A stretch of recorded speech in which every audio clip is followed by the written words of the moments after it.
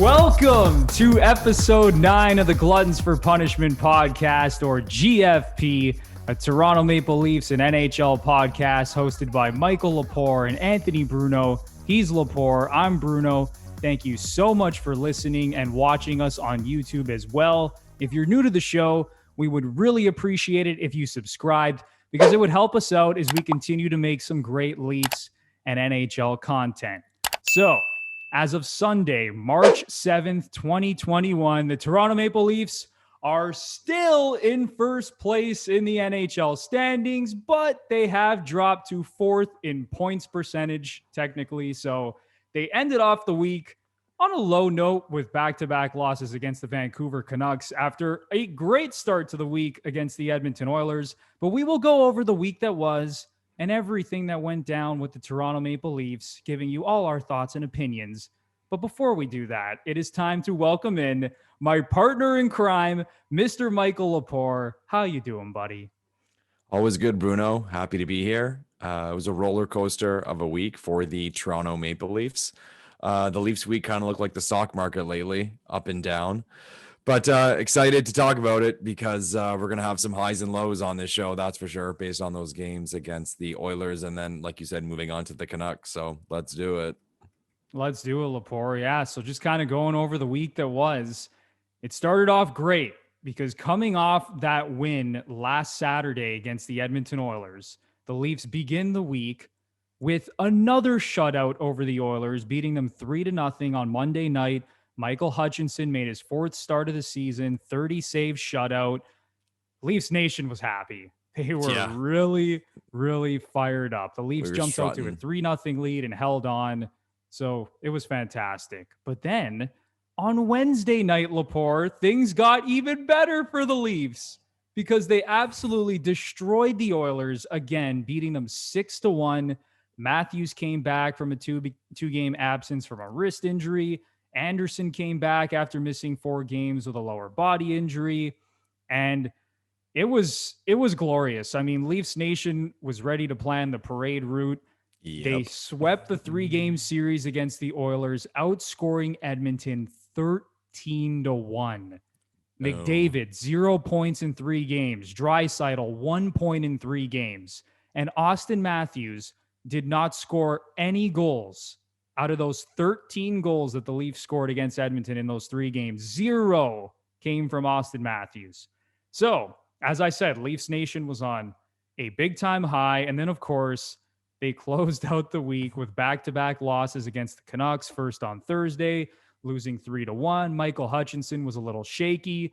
Meanwhile, Canucks goalie Thatcher Demko was unreal. He made 31 saves. It was the Leafs' first regulation road loss since January 15th. That goes back to the second game of the season when they lost 5-3 to the Senators. So Leafs, that run had to come to an end eventually. And then, of course, the Leafs finished off the week on Saturday night, losing again to the Canucks 4-2. Thatcher Demko, another great game, 37 saves. He was phenomenal over the 2-game set. And William Nylander, big talking point from the game, took that puck over glass penalty, which led to the tying goal. The Canucks obviously took it home from there, scoring 3 third-period goals. And it was the first time the Leafs lost back-to-back games in regulation all season long, Lepore. So give me your thoughts, man, on the week that was. Well, we'll start with Edmonton, obviously. I remember after the first game against the Oilers, we sat here in agreement saying that it was probably their best overall performance of the season, the way they look from a structural standpoint. And one of those games where you were just never really afraid of the opponent because your own team looked so good. But then you look at the 2 games after that, and there's a fair argument that the Leafs looked even better in those 2 games. And you kind of touched on it. Leafs Nation was walking with a strut, both in the way of the accomplishment of those 2 wins, as well as more specifically being able to completely shut down the best player in the world, Connor McDavid. There were some great moments in those games. Willie scored in both games. He had his 3rd goal in 4 games in the first game, and then his 5th goal in 4 games played in the game after that. I thought Riley in that first game was everywhere. He set up the first goal to Hyman. He scored his own goal in the power play, kind of a weird one that went through people. And you mentioned Hutchinson playing that game. When it was 3-0, he made quite a few big saves. Like, it didn't really get talked about because the Leafs played so well overall. But there's one specifically where he kind of fell back and he stuck his kind of arm and leg out at the same time to make a huge save. And as we all know in hockey, that'll change everything. At 2-0, 3-0, if you allow a goal, the ice can, the momentum of the game can switch in a hurry. Then just specifically going to the next game, the 6-1 win. I mean, what else can you say? When Jimmy Vesey is scoring 2 goals, things are looking good, and there's not really much to complain about. Spezza got both assists on those 2 goals. He's been fucking fantastic. He's been so good, Lepore. Jason Spezza is slowly moving into that Michael Lepore jersey possibility because he has looked so good. I don't know if you remember, but because the score was 6-1, he got a breakaway right at the end of the game with like 20 seconds left. And even though the score was 6-1, I wanted him to score so bad. Just give the big fuck you fingers in the air to everyone, specifically Babcock, but everyone who may have doubted him at any point. It's impossible not to love Jason Spezza. Oh my God, what a guy. Even, you know what? I've even heard people in Ottawa, and as much as people in Ottawa, and specifically Ottawa Senators fans, hate and despise the Toronto Maple Leafs, there are a lot of people rooting for Jason Spezza. And I've even heard a few who've said they wouldn't mind him winning a Stanley Cup. My goodness. Yeah, even if it did mean he lifted the cup in a blue jersey. But anyways, McCabe, I thought, was great in that game too. He's been snake bitten all year. He was lucky enough to get a goal. A few plays where he stood up to Oilers players. We'd love to see that because, again, stuff the Leafs get questioned about all the time. How about him chasing down McDavid in that moment race, beating him to the puck? That was the moment insane, of the season, maybe. Like that Twitter thing of like, did everyone just see that? Did everyone just notice that? Unreal. But man, yeah, he brings a lot of intangibles. One of those players, kind of like Spezza, but in a different way. Impossible not to like, and impossible not to want to see that guy in your lineup every night. Unfortunately, Ryan Nugent-Hopkins broke the shutout streak. It was kind of funny because my little nephew the next morning, he's like, Zio, that's Italian for uncle, those who don't understand Italian. He's like, Zio, did the Leafs win last night? I said, yeah, buddy, they won 6-1. And he shrugged his shoulders. And I was like, what? And he's like, we let in a goal? I'm like, okay, easy. Like, you're still too young. Like, little spoiled Leaf fan here. Like, man, he's so spoiled. He hasn't seen what we've seen. That's for sure. It's hilarious because he'll make little comments all the time. Like, oh, the Leafs always make the playoffs. I'm like, well, you're 8 years old. Yeah, you've never really seen it. I'm like, yeah, I'm in my mid to late 30s, bro. I've been through the hard times. But anyways, so yeah. RNH broke the streak. Willie with that dragon snipe. What a goal. Just proving how in form he is. And then Hyman, the last goal, that garbage goal. Actually, right after him and Smith were doing some chirping. So kind of nice to see Hyman get a goal he deserved for working so hard and then be able to stare the goalie in the face and do some chirps. But all in all, 3 straight wins against the Oilers, 3 straight dominant performances. Leafs fans, I don't know, man. Like, there were talks after that streak, like everyone gets so high after a good week and so low after a bad week, about, for a lot of people, questioning whether this is the best Leafs team of their life. I mean, now, depending how old you are, I mean, for my nephew, who's never really seen a bad Leafs team, I mean, I don't know how much of a discussion you can have. But for people like me, people like you, even people who are older, who are, never saw the teams of the 60s, we'll see what happens in the playoffs. But this Leafs team's at the top of the standings as far as the regular season is concerned. So I think it was in 2002, they finished like 3rd or 4th overall. We'd have to look that up. But I mean, fun debates. But of course, in typical Leafs fashion, we move on to the Vancouver games. But before we get to that, what was your assessment of those Oilers games?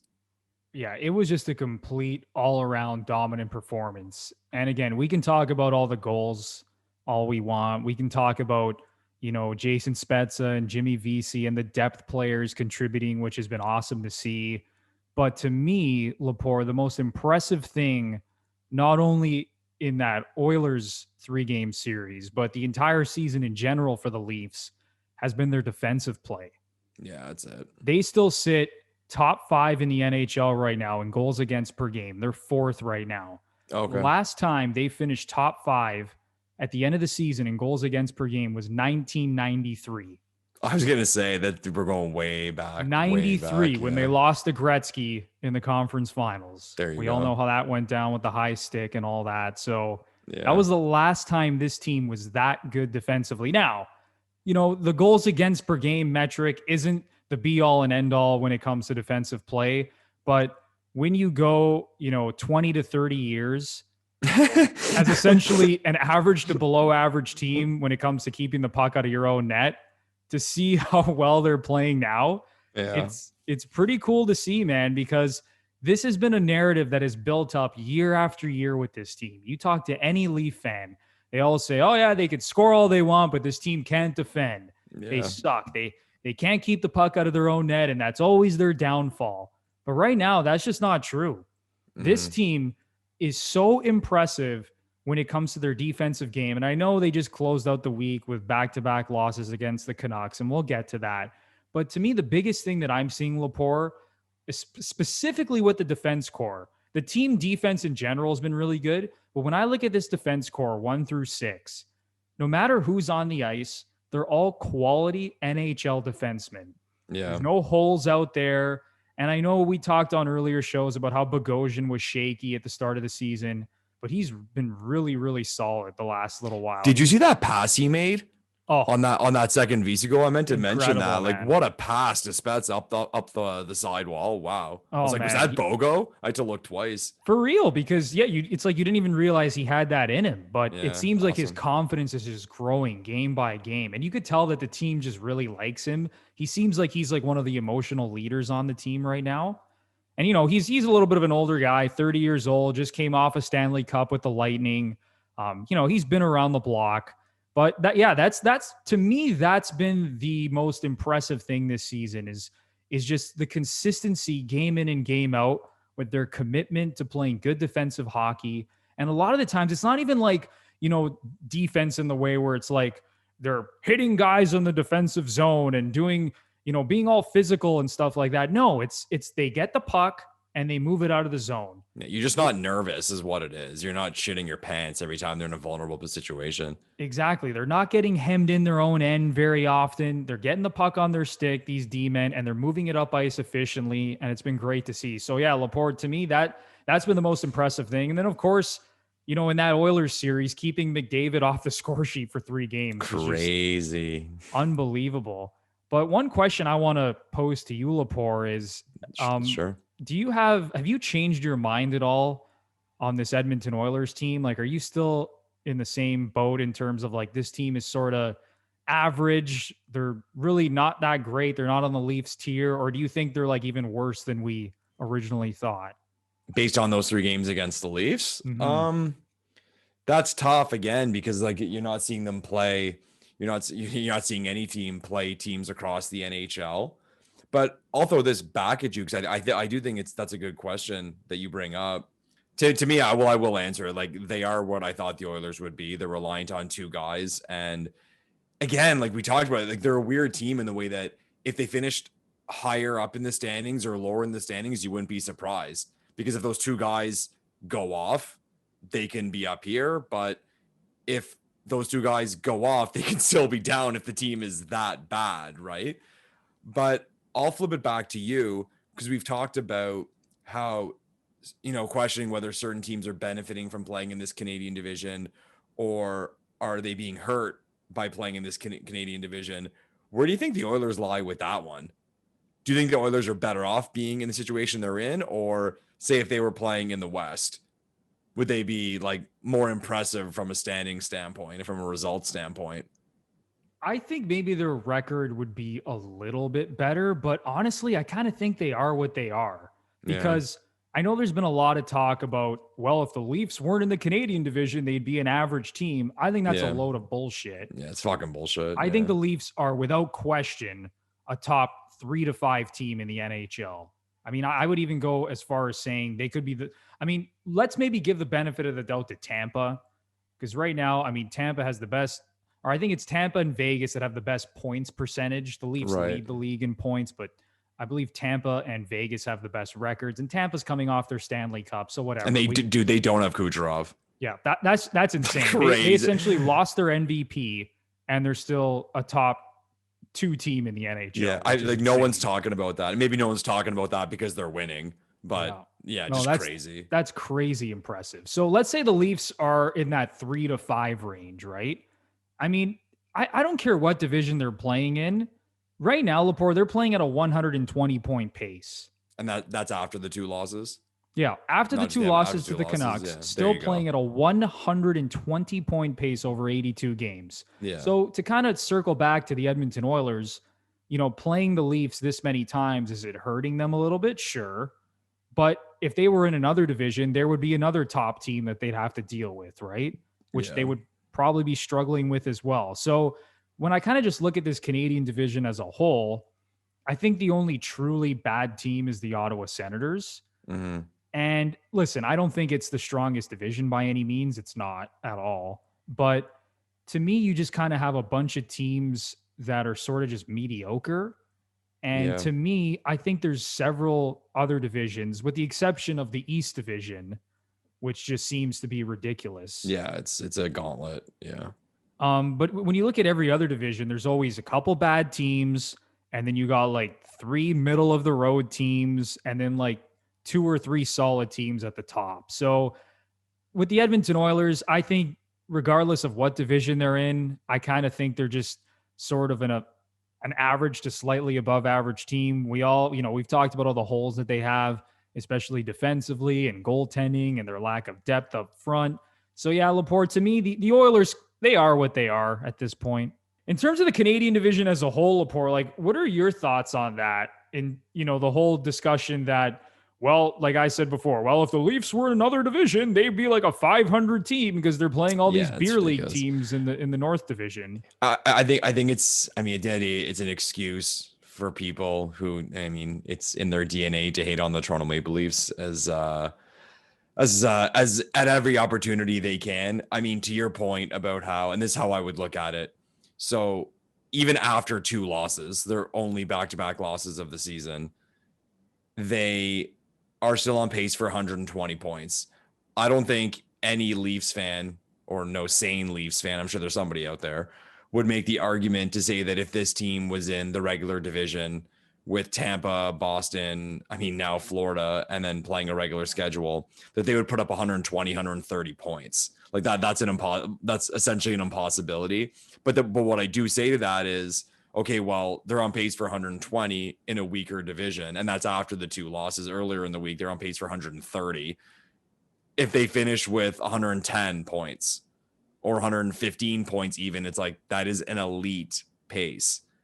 And it's not like if they were playing a regular schedule, they would be they wouldn't be playing any weak teams ever. No, you still play weak teams, you play average teams, you play really good teams.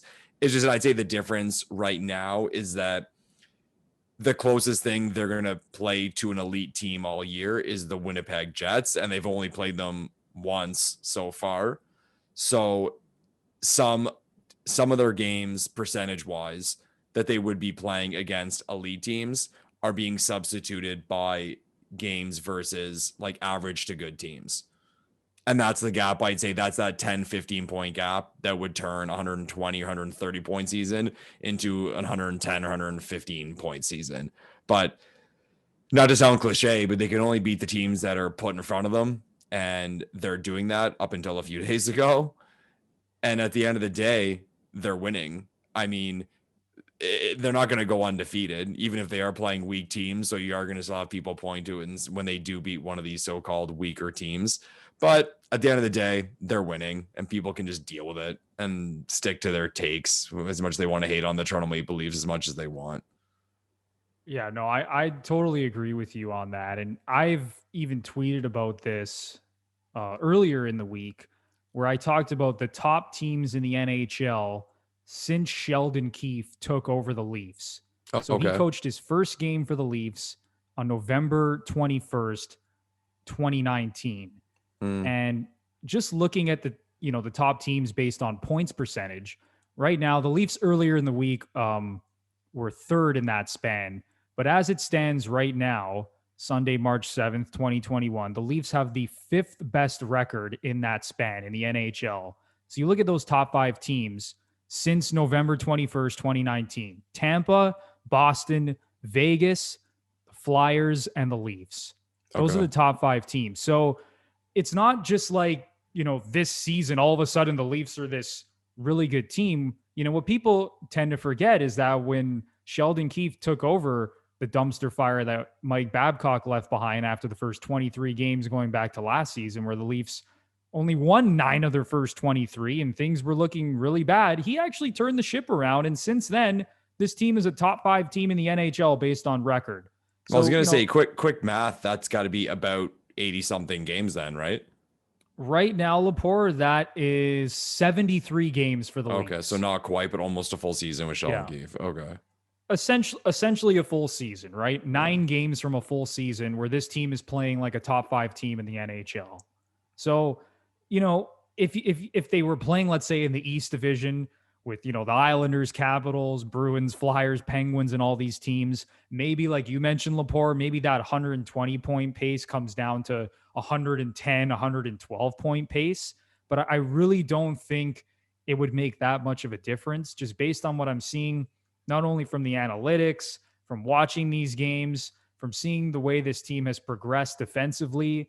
I would be stunned if they were in another division and weren't, a top 2 team. I really would at this point. It's a waste of time arguing it, to be honest. I mean, exactly. So now that we put that to bed, Lepore, I guess we can kind of move on to the back half of the week. Now after how we've defended how good the Toronto Maple Leafs are, let's talk about how shitty they looked the last 2 games. Oh my goodness. And you know what? You brought up the point, like, is this the best Leafs team of our lifetime? Yeah. And honestly, I really still think it is. It probably is. We could save that for another show if we want. But, after those Edmonton games, I sat there and I thought about it. And I said, I've been watching this team now for, 20 plus years. I was born in 1990 and I'm just thinking about all the teams. And, you're young. 1990. So I remember watching the 1990 Stanley Cup final. Oh my God, the Oilers. But yeah, okay. No, I know. And yeah, like just thinking about, the teams. I was very young, obviously, when, the teams with Gilmore get into the conference finals. And you think about those teams, you think about the Sundin teams in the early 2000s. And, I really, really think, Lepore, that this is the best Leafs team that I've ever seen. Yeah. And I know, we're only 26 games in here, but there are a lot of positive signs pointing towards this team being truly elite. Mm-hmm. And I thought after those Edmonton games, like, man, it's just going to keep going up and up from here, right? There's nothing that could stop this team. But then came in Thatcher Demko and the Vancouver Canucks, Lepore, and kind of brought everyone back down to earth a little bit. So what are your thoughts kind of on these Canucks games? I mean, I guess we can start with the first game of the week where Thatcher Demko was incredible, because I thought the Leafs had a ton of quality scoring chances. It was crazy. In that 3-1 loss. And I think they probably deserved to win that game. But Demko stood on his head, and, congrats to him and the Canucks on a solid victory. Yeah. Just to your point about how the Leafs looked, I messaged someone after the third win against Edmonton and said, I'm a big soccer fan. And I said, these Leafs remind me of the German national soccer team in the way that they're just that machine that is just consistent and good all the time and crushes the weaker opponent. And in soccer, 1 goal wins it, more so than hockey, because it's a slower sport. But when you watch Germany, it's like, no, they're going to get those 1 or 2 goals and bury it. And that's how I felt watching the Leafs. But then came the first game against Vancouver, and you hate making excuses for any team, and especially a team that we've been pumping the tires of now. But that game against Vancouver, that's one of those losses. And the Leafs have had a few of those this year. Maybe this is what it's like to be a really good team, when you put your hands up in the air and you just say, this is one of those games you're going to lose.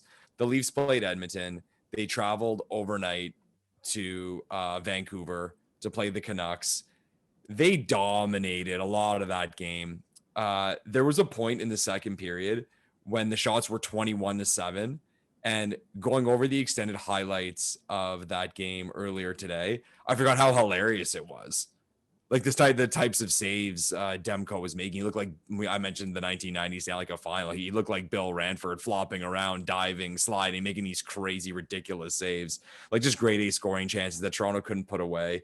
He saved 31 of 32 shots.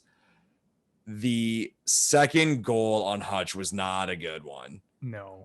Going up the right wing. Ferraro said the mistake he made was that instead of kind of going square with the shooter, he kind of went square with the net, which left some space above his shoulder. And so you got to give credit to the shooter. He put it where he put it. And it's one of those where if the guy puts it at Hutch or over him or wide, you never notice that mistake by the goalie, but it just happened to go in the perfect place. So you notice that, yeah, Hutch, you made a mistake. So yeah, one of those games that you can't really be that upset about when the goalie plays that well. The Geeks had that game at a 70% rate, or I think it may have been just under 70% of the time the Leafs would win that game based on puck possession and scoring chances. So you couldn't really get upset at that one. But the second game against Vancouver, I will get upset at because the Leafs looked like trash last night, Bruno. There were large portions of that game where it was almost like it was the first time all season. And we mentioned the defense earlier.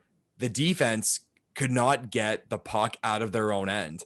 Like hilarious in the way that the puck would go in, one turnover. Oh, okay, thank God we dodged a bullet. Get it back, give it away again. Anderson, big save. And Anderson played amazing last night, by the way. And we still lost.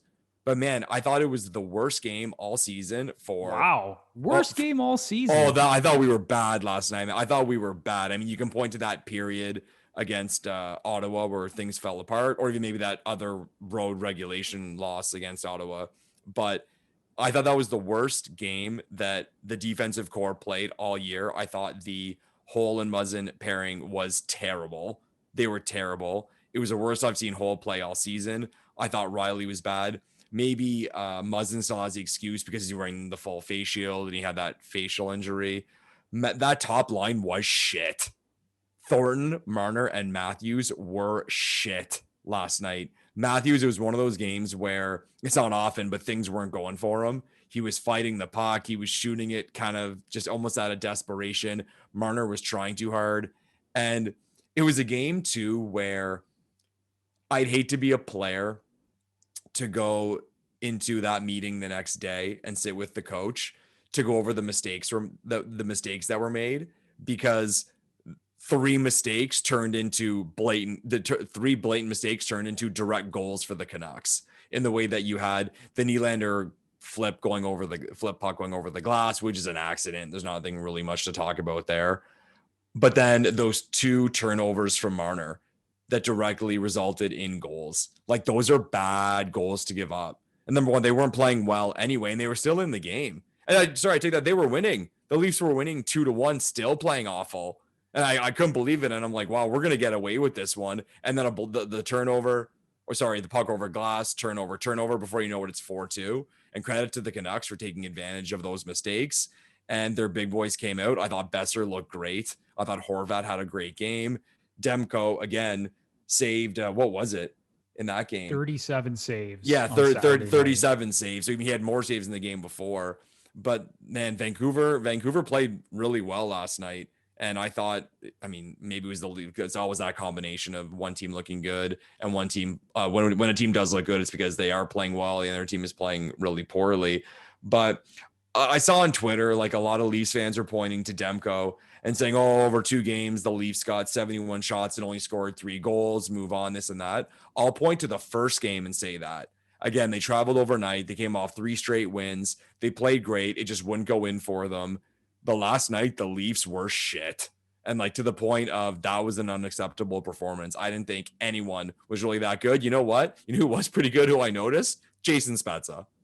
He's good every night. Lepore. He's good every night. So I don't know, man. Like, I just thought the big boys did not look good. Maybe thinking too highly after that Oilers series and then brushing that first loss against the Canucks aside, saying, you know what, it was a fluke. We played amazing. But get your head out of your ass. because you got some big games coming up against Winnipeg. So they got whatever mistakes were made last night or whatever the problems that that team had or excuses they had as to why they played so poorly, they better get those out of their head in a hurry because that was very, very bad. I don't feel as strongly as you do about the second game against the Canucks. Like, I don't think the Leafs were terrible, Lepore. They were definitely sloppier and they turned the puck over. And you said it with that top line, the Marner, Matthews, Thornton line. It did not look good. And even the night before wasn't great. They've kind of been in a little slump, that line. Yeah, and, you could still kind of look at their stats and be like, well, they're still, two of the top 7 leading scorers in the league and they're still getting shots on goal. But just in terms of the way that they're generating offense, it hasn't been as easy as it was earlier in the season. And I think we're really starting to see that now, especially over the last couple of games. Now, do I think this is going to be an issue moving forward? Absolutely not. Confident, man. You have changed. You're confident. But yeah, I mean, Lepore, I'm still pretty confident. Like I have complete faith in Marner and Matthews, getting back to what they were doing. Now, do I think that they're going to, do I think Matthews is going to score at a 50-goal pace over 56 games? Absolutely not. Do I think Mitch Marner is going to continue going at the pace he's been going at? Not necessarily, but I still think they're two of the elite players in the game, and I think they're going to turn things around. But yeah, it's kind of like you said, that first game against the Canucks, I thought that was more of a Thatcher Demko completely stealing the game because I thought the Leafs outplayed Vancouver. Whereas in the second game, now, unlike you, I don't think they were terrible. I think there were moments in the game that looked really terrible. Like Riley kind of made some stupid mistakes. And you mentioned Marner with the turnovers, and Hall and Muzzin weren't great. But overall, I wouldn't say it was their worst game of the season. But, I think it's also a matter of like regression to the mean a little bit. Like this team was not going to continue playing at a 130-point pace the rest of the season. And yeah, is it a little bit frustrating for Leaf fans to see them losing 2 in a row to a Canucks team that is essentially in the basement of the standings here, right above Ottawa? Yeah, that's a little concerning. But another thing, Lepore, what's concerning to me is that it's not that they lost to Vancouver, Bruno, is that they had the days off this time. They had lost the first game, and our best player was our goalie. Mm-hmm. It's not even as if it was a bullshit game that you lose. Man, Anderson was good. That game could have been a lot worse. Like, that's how I see it anyway, and that's why I was so disappointed. No, and that's fair. Like, Vancouver had a ton of quality scoring chances, and I agree. I thought Anderson made some high-level saves in that second game against the Canucks. But, there's no excuses. Like, we can talk about Demko all we want, saving 68 out of 71 shots over 2 games, but there's no excuses. That's a team you need to beat. Now, there's another conversation we could have about the Vancouver Canucks, where I tend to believe that they're not as bad as their record indicates, and I don't think that they're as bad as we've seen them over the first, 20 to 25 games of the season, because I've said this on a previous show, Lepore, coming into the season, I legitimately thought the Canucks were a top 3 team in the North Division. And you can look at the depth they lost in the offseason and their goaltending. But when you look at the high-end talent, and you mentioned it with Brock Besser, who I thought was phenomenal in the Saturday night game. What a player. And you look at their top-end talent, and think about it, they beat the Leafs twice without Elias Pettersson in the lineup. So the Leafs go from... Yeah, we didn't even mention that. Yeah, good insane. call. So the Leafs go from completely shutting down McDavid and Draisaitl to coming into a seemingly cupcake matchup against the Canucks without Elias Pettersson, their number 1 center, and they lose both games. Yeah. But this is a team, Lepore. You look at that top 6, Horvat, JT Miller, Brock Besser. They got talent, man. Yeah. And when you add in Thatcher Demko playing the way he's playing, now, is he going to play like that the rest of the season? No. But this is a team that was getting horrific goaltending through the first 20 games of the season. And now I think you're seeing it normalize a little bit with that team. And I think they are definitely better than we all kind of saw over the first stretch of the season. So what's your take on that? Yeah, like you said, when you have that kind of talent, you on any night you can beat anyone. And you can say that about any team, but people know what I mean by the statement I just made, in the way that you can beat the good teams and you're not shocked when they beat the good teams. Because man, like Besser is awesome. Like he's to go, we're gonna go old school here. Like he's a hockey player. So I will say that I do agree with you with regard to how good that team is, or how that team does not necessarily match their record so far. But I'll ask you this. So right now, the Canadians have played 23 games. They're 11-6-6 with 28 points.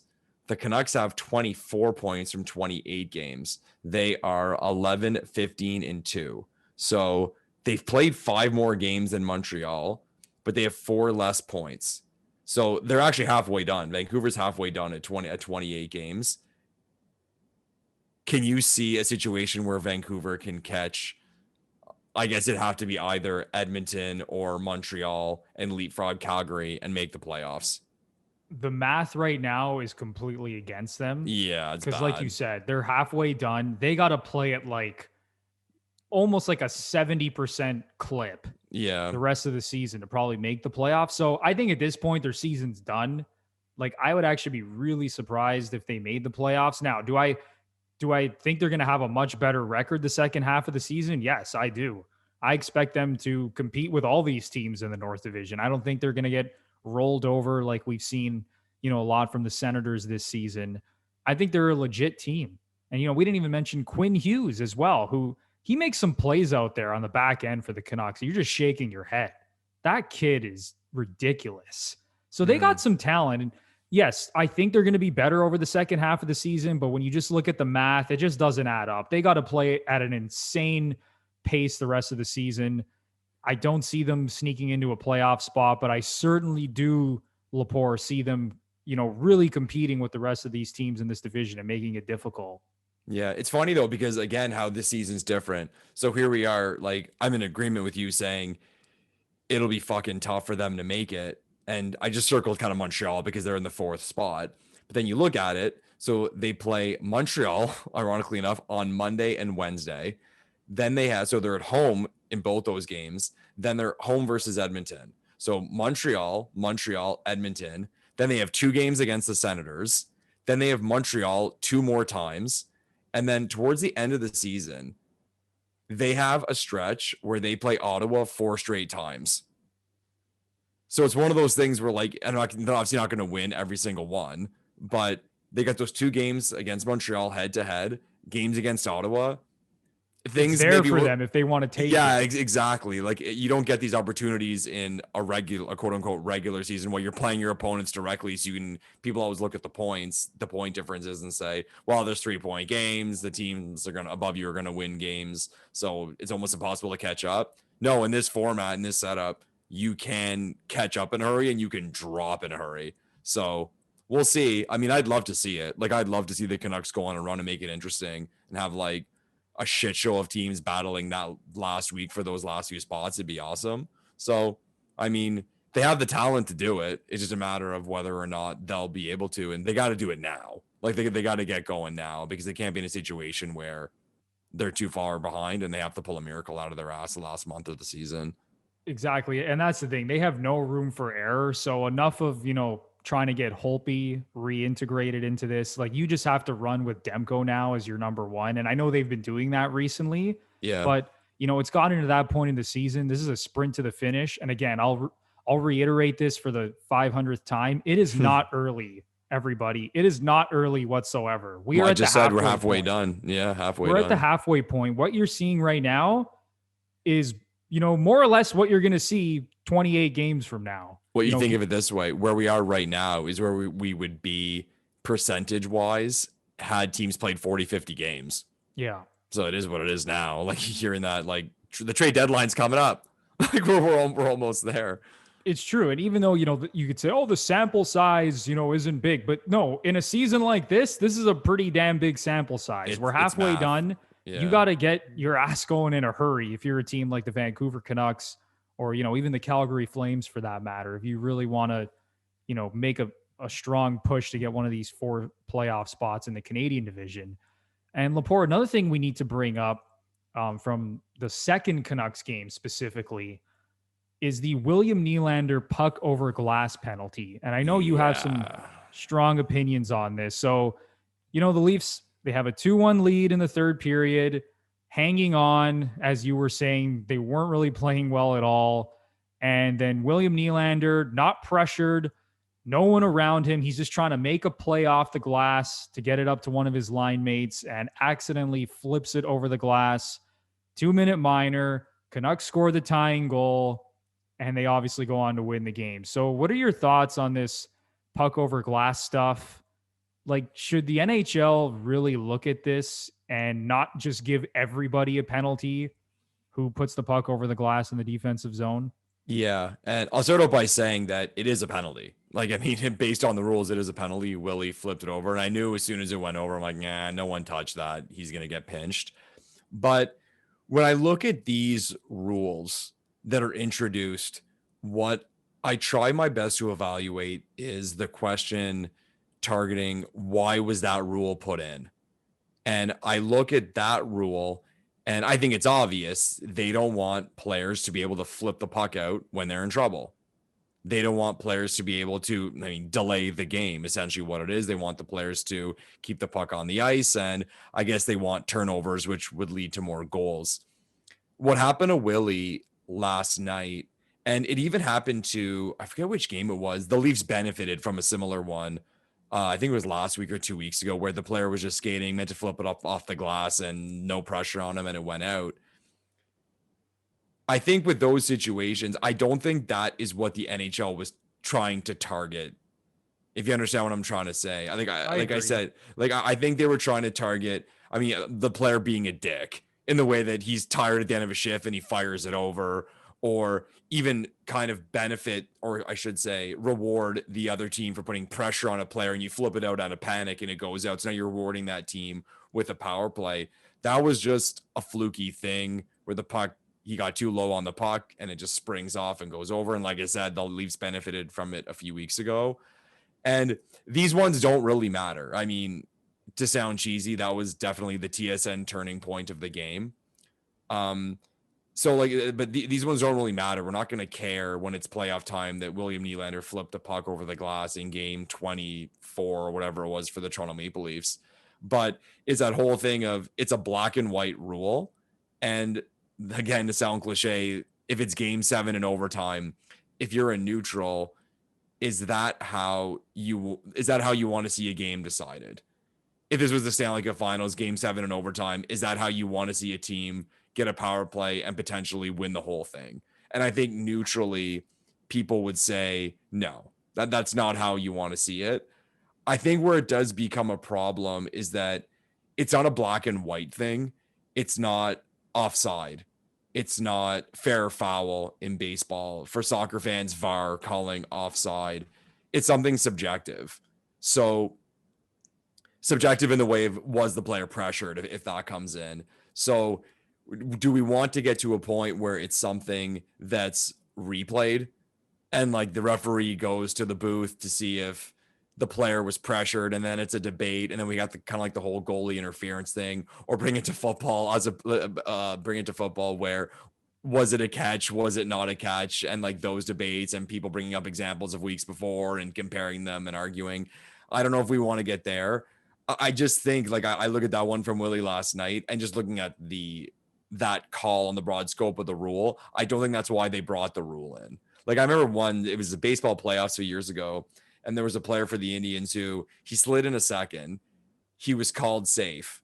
And as he stood up, in a player, they slide head first. Yeah, and there was hand or foot comes off the bag. Yeah, it was that second, right? It was that split second where the player takes his hands off the bag and puts his knee on it to stand up. And they replayed it. And everyone was kind of confused why they replaying it. And there was a split second where he came off the bag. No part of him was on the bag, and they called the player out. And again, he's out by the rule, but this is not why Major League Baseball wanted, in my opinion anywhere, or what I think and hope anyway. I don't think that's why Major League Baseball brought in the rule of a player being safe or out into the sport. And kind of like now you're seeing it with VAR in soccer where the player is offside by a fingertip. And they call him, and it's a brilliant goal. The guy brings the ball down, blasts it into the top corner, and then it goes to VAR. And you have this referee with a headset on, and they call it back because his fingertips were offside. And by rule, he's offside, but I don't think that's why they wanted to bring this in. And I guess it's a debate of replay in all sports and all that, because I think in this case, if you did change the rule, you'd have to bring in replay to see if the player was pressured and the referee can make a decision. Yeah, you're opening a whole new can of worms, right? Yeah, and again, I don't have a solution. I don't have a solution. And you can make it one of those ones where, okay, it's got to be blatant to overturn it, but I don't know. I mean, what's your take on the whole thing? Are you okay with the way it is now, or would you like to see it changed?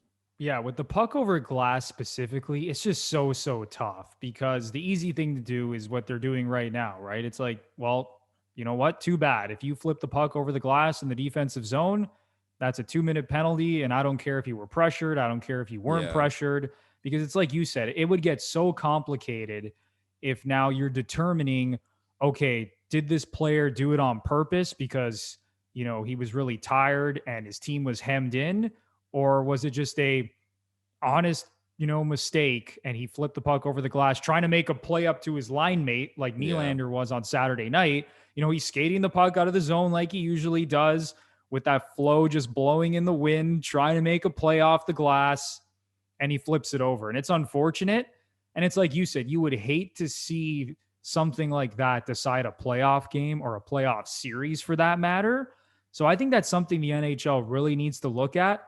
Now, it's like you said, I don't know what the solution is to that, because you're opening an entire new can of worms. And another thing I think about Lepore is like offsides in hockey, right?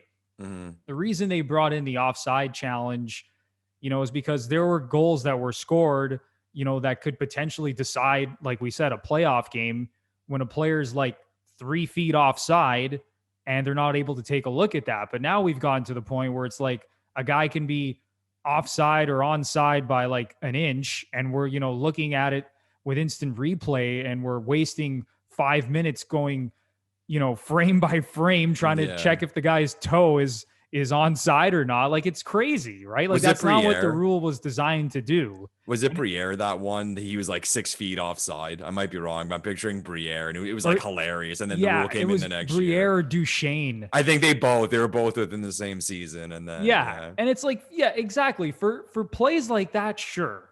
Okay, we can't be making mistakes like that when a dude is like, you know, 5 feet offside. But when we're looking at instant replay and going frame by frame over like a millimeter, like, then I think we've taken it a little bit too far. So and you brought up a good point. Even with baseball, that drives me absolutely nuts when a guy is sliding into second base and a part of his body for a split second comes off the base. Anyone who's ever played baseball or slid into second or third base, like, there's always going to be a part of your body for like a split second that's probably not on the base. Right. Like, that's just how it is, right?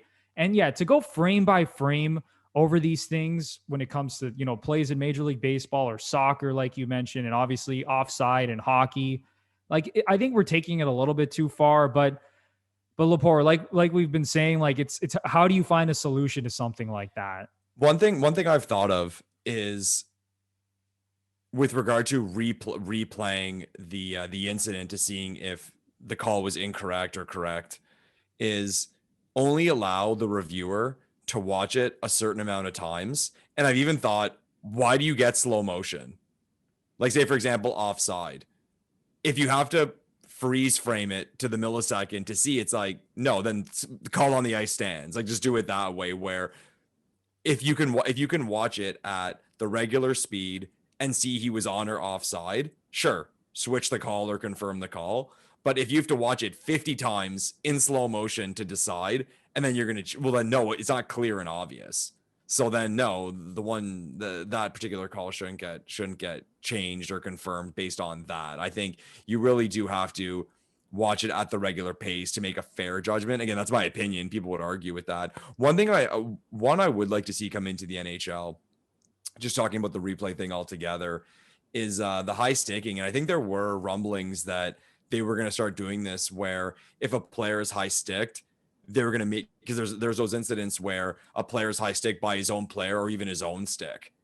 So they were going to bring replay in for that. And to me, that would make sense, because that one's black and white. Like, that's the fair foul in baseball. So I don't know why that hasn't come in yet. Because again, you'd hate to see that where a guy's smacked in the face by his teammate stick, and then a player gets a penalty that leads to a power play in the playoffs, right? And I don't know who could argue. That is just brutal. Yeah, I don't know who could argue with that one. That one's black and white, and that's a 3-second replay for the referee to go over.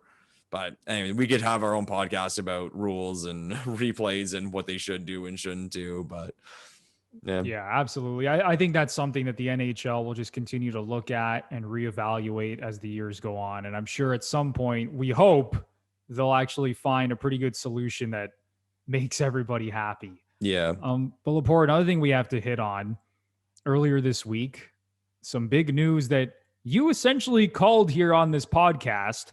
The Calgary Flames were in a huge rut. Things were not turning around. So what did they do? They fired head coach Jeff Ward.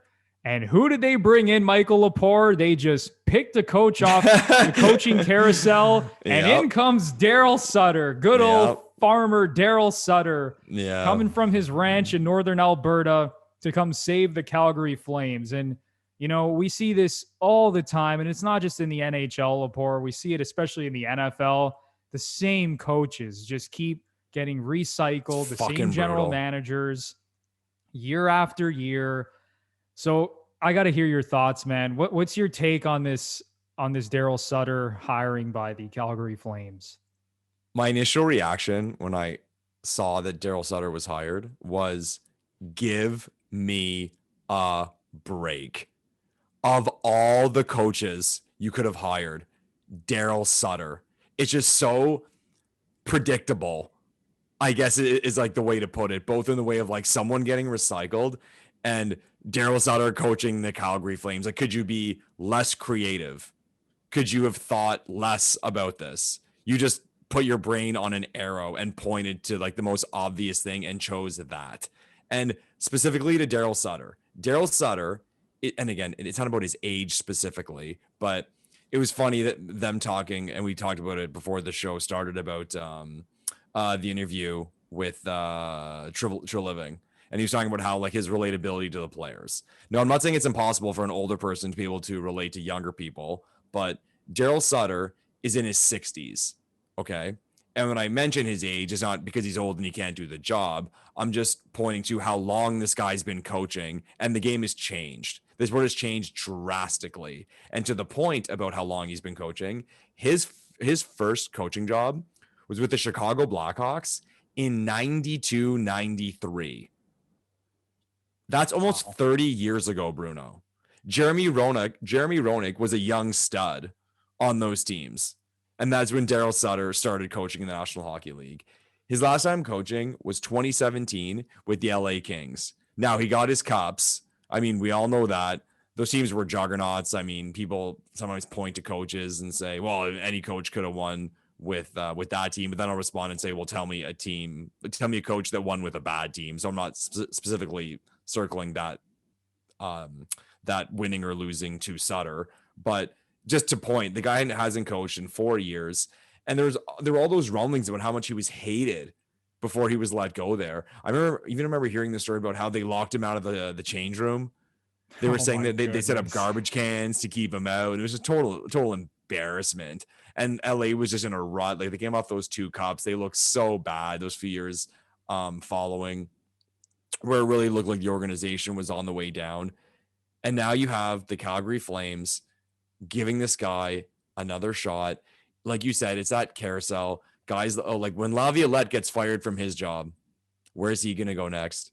There were rumblings earlier this year about Tortorella and the Jackets organization not being happy with him. Well, if he gets let go, he's going to get another job. Why? Because as I say, he's a hockey man and he has experience. And they point to these guys, oh, he won a Stanley Cup. At what point does success no longer become relevant? Because it's so long ago and the game has changed. I mean, what I find so weird about hockey is that, and you mentioned it happens in football, but like sports in general, but I want to see more of the story of the guy who is coaching in the CHL and has an unbelievable record and turns a team around. Or I even follow a little bit of NCAA hockey, like more guys who coach college programs. And there's an argument that coaching a college program in any sport is a harder job because you have to recruit. You're essentially the GM. You have to watch over these kids. And at that level, there's NHL talent. A lot of these guys come out of the NCAA into the NHL. So why don't you hear that? Why don't you hear, oh, the Calgary Flames are looking at the head coach of North Dakota for their job, or Notre Dame or Yale, who won a national championship of years. You never hear that, or you rarely hear that, I should say. It's always some guy who's already coached. And even when you see it on TSN Sportsnet, ex-coach gets fired, who are they considering? And it's the same list of guys who we see over and over again who've coached before. And it seems like once you get in, you're almost like, it's like you have you're guaranteed a job for life. Yeah, I was going to say, it's almost like you're granted like a membership card in the way that like you can now coach forever in the National Hockey League because you've shown that you can do it once. It's or not even that you can do it, that you have done it. It's just weird. And I remember like listening to a football podcast, and then the guy made a great point saying, you don't want Belichick, you want the next Belichick is what you're looking for. Like, yeah, try to be creative, try to be smart. Like in today's world of sports, like things are different. It's analytics, it's metrics. It's not Rock'em Sock'em 4, which was when Sutter started coaching Chicago.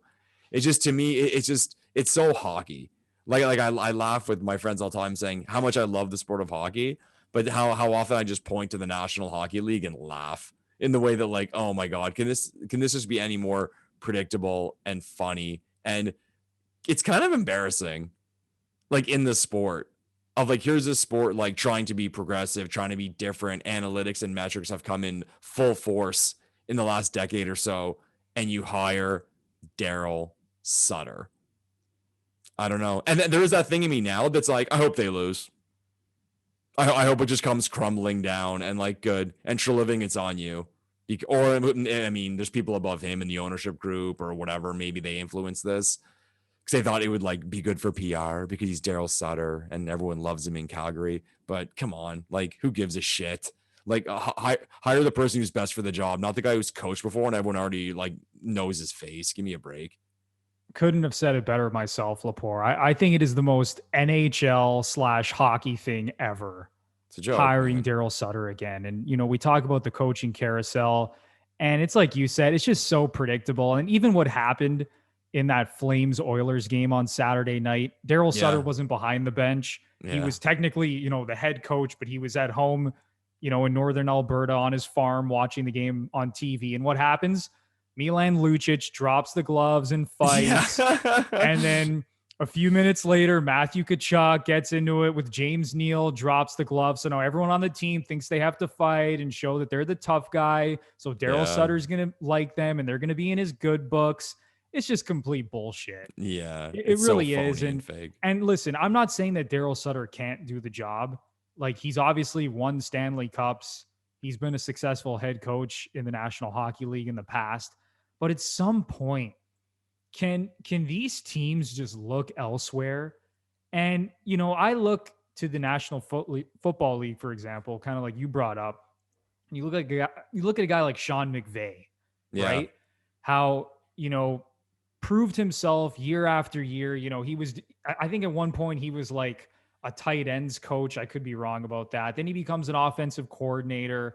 And you just saw how great his offensive mind was for the game of football, right? And then I'm a 49ers fan, Bruno Shanahan. Kyle Shanahan, exact same thing, right? Like, two just young stud coaches who just understand the game so well, know the X's and O's. They're not those rah-rah type of guys, right? They're just really smart football guys. And you see when they get an opportunity, they take their team to the Super Bowl, right? And you know, I think about the Toronto Maple Leafs because they're a team that is going down a different path because Brendan Shanahan, okay, who is quote unquote, Lepore, as you like to say, a hockey man or a hockey guy for that matter, he made the decision to move away from Lou Lamoriello when a lot of people thought that Lou Lamoriello was going to stick around here. And he said, nope, screw that. I'm going with 30-something-year-old Kyle Dubas. Okay. And a lot of people thought, oh, here we go. Whiz kid Kyle Dubas. He's an analytics nerd. He's not going to lead this team anywhere. right makes now, me feel like such a failure. Anytime you go on Wikipedia and read what Kyle Dubas has accomplished in his short life, I feel like such a failure. But anyways, go on. it's unbelievable. He's 35 years old right now, Lepore. I People know. forget he's only 35 years old, and he's done some phenomenal things so far with this hockey team. Has he made some mistakes? Yes, of course he has, but he has done some really, really nice things in his short time as the general manager. And what did he do? He brought in his guy, Sheldon Keefe, who he went through wars with in the Ontario Hockey League with the Sault Ste. Marie Greyhounds, who he was then obviously teamed up with in the American Hockey League with the Toronto Marlies when they won a championship over there. And Sheldon Keefe is another guy. He's 40 years old. You know, compared to a lot of these other coaches right now, he's relatively young as well. And this is his first head coaching job in the National Hockey League, right? And these are the things that I like to see. Take a chance on guys that have the talent, think about the game in a little bit of a different way, could maybe relate to some of these younger players a little bit more. And these are the things I think are just lacking right now in the National Hockey League and other sports for that matter. We have to stop just recycling the same head coaches and general managers. And again, just to, kind of reiterate what you were saying, Lepore, that's not us saying, anyone over X age shouldn't be coaching or shouldn't be a general manager anymore. That's not what we're talking about. But at some point, can we try something new? Especially if a guy like Darryl Sutter, who's been fired multiple times, who's been out of the game essentially for now 4 or 5 years. And I know he was with the Ducks, I think, as like a coaching advisor recently. Okay. But it's even like, I think about even like John Gruden, right? With the Raiders, how this guy goes into broadcasting for a decade. And then the Raiders throw him $100 million contract. Yeah, they gave him $1 billion. It's like, are you kidding me? This guy hasn't been, and I know he's been on Monday Night Football and he's talking to all these coaches and GMs and he stays up to date with everything. But it's like at some point, you got to look at these guys who have been out of the sport for that long. Like, can we not be a little bit more progressive and innovative here with some of the hires? So I'm right there with you, Lepore. It is the most predictable thing ever. I'm really not expecting anything great from this Flames team under Darryl Sutter. Like, I really don't think it's going to come down to coaching. Like, he can be, he can be all rah all he wants, and Lucic and Kachuk could fight every game and try to be tough guys. But this team is not in the same tier as some of the other teams, especially in the Canadian division. When you look at the Leafs and the Jets, or even the Oilers for that matter, who have two of the best players in the world. So we'll see what happens with this Flames team, Lepore. But yeah, it's like you said, I really don't expect any great things under Darryl Sutter. Yeah. No. Well, I guess we could move on from there. Yeah. After that very spirited rant from the two of us. Comment down below, Flames fans, by the way. We would love to hear from you, Flames Let's hear fans. it. Please let us know. I'd be so annoyed. I'd be so annoyed if I was a Flames fan right now. Just like, roll your eyes, give me a break. We hired so-and-so. Like, again, we talk about it all day. Let's move on. All right, man. Yeah. So this week, Lepore, for the Leafs coming up, it is a very big week. They have 3 games against the Winnipeg Jets. As of right now, the Leafs sit 7 points ahead of the Jets in the Canadian division standings, but Winnipeg has 2 games in hand. And the Leafs have only played the Jets once this season. They beat them in that one meeting, but this is a team that they haven't seen in a while. They now have Pierre-Luc Dubois in the mix. Yep. They're really good down the middle. Their top 6 is excellent. I mean, I would stack up the Jets' top 6 on forward against really any team in the National Hockey League. They have Connor Hellebuck, one of the best goalies in the world. This is a really good team, Lepore, and this is going to be a very important week for the Leafs. So what are you looking forward to in these Jets games coming up? Well, I said a few weeks ago that the Leafs had that set with the Ottawa Senators, and I said that it may be the most important week of the season so far, just because I wanted the Leafs to really show me who they were against a weaker opponent, and I wanted them to destroy a weaker opponent. Now, moving forward, this is definitely the most important week of the season so far in the way the Leafs are first place. They are playing the second place team in the division. And we'll see, man. I mean, like, this is full on. Like, show me who you are. You are playing a team that, like you said, has a lot of firepower, has an elite goalie. And let's face it too. I mean, the Leafs are ahead in the standings, but it's that thing. I think maybe because the Leafs have been doing so well with their record that the Jets have are kind of being put under the radar a little bit with their record. I mean, they're doing very, very well. And again, that's a good coach team as well. The Jets in a playoff series would be a very hard team to play against, I think, for anyone in the National Hockey League. So I'm looking forward to it. Like, not like, oh, I'm confident or I'm afraid. Like, I'm more and more looking forward to these situations the Leafs are finding themselves in to learn more about this team, because it is a very different team than we've seen in previous years and even recent years. So I'm looking to this 3-game set with the Jets as an opportunity for the Leafs to kind of put up or shut up, right? Like, I'm not going to say, oh, if they win 3 in a row or lose 3 in a row. I mean, the takes are going to be hilarious either way.